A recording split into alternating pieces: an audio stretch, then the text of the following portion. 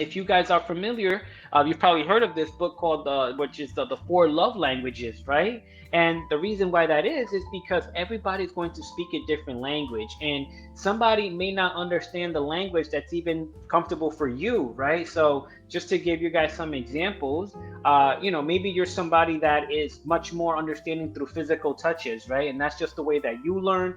That's like your love language. That's how you operate. Well, just because you're somebody that operates in that manner, it doesn't mean that the person that you're speaking with operates in that same manner. It's just as important for you to be able to understand how you are able to receive information, that we understand how are other people receiving that information. And let me tell you, both of my children, just like people in general, they're very different, right? I don't talk to my daughter in the same way that I, talk to my son. My son, it's a little bit more physical actions. He may not understand the language so far.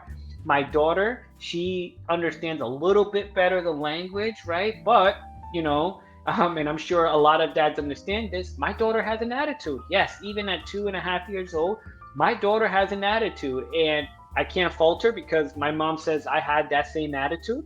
But speaking to my daughter, I have to understand that one, I'm not going to understand everything that she says, right? Just because she's also learning the language. So I have to understand that when I am talking to her, I have to speak to her slowly. I have to, get on her level to understand what she's saying.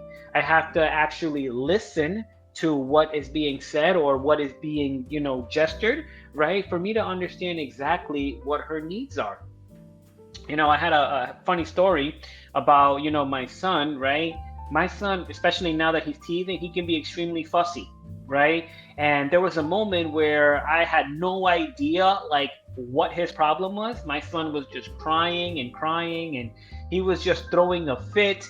He was not cooperating. I was trying to basically, feed him. That didn't work. I checked if his diaper needed to get changed. He was fine, right? I tried patting him. I tried so many things, right?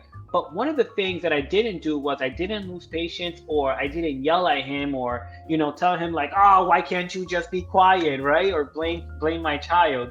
What I simply did is I have to understand, well, okay, if my child is panicking, it's probably not the smartest idea for me to go ahead and panic alongside with him, right? I should be the one to remain calm. I got to understand, well, he's a child. He can't express himself in words the way that I would understand about what his needs are, right? I need to make sure that I can figure out what is it that's causing him some discomfort. And lo and behold, what it was is he had a gas trapped in him. I didn't get it the first time. I had to pat him in a few different ways. But once that happened, he was feeling so much better, and I was able to continue to feed him.